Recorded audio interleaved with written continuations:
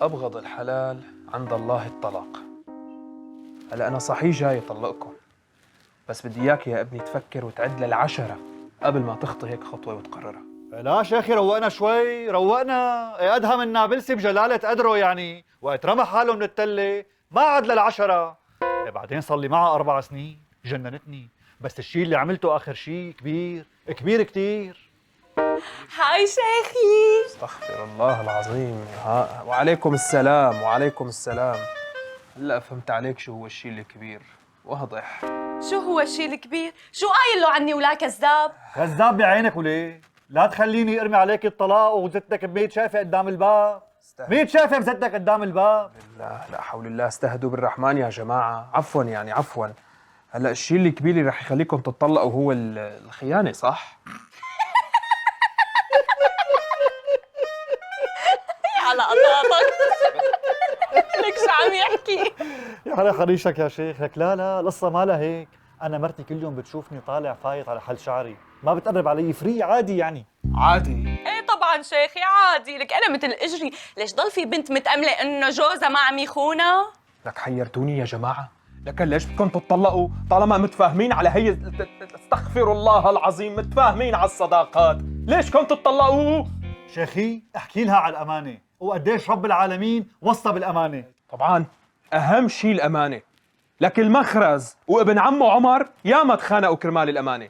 شيخي سؤال شخصي، يعني انت مأذون لسه ما اخذت الاذن؟ شو دخل المخرز بقصتنا؟ شيخ أنا كنت حاطط كيليين حشيش وسفل البناية، راحت بلغت عني وما صانت الأمانة. حشيش؟ الله لا يعطيك عافية.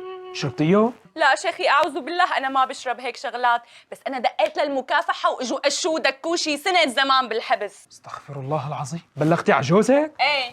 هلا فهمت عليك ليش كنت عم بدك تطلق. بعرف.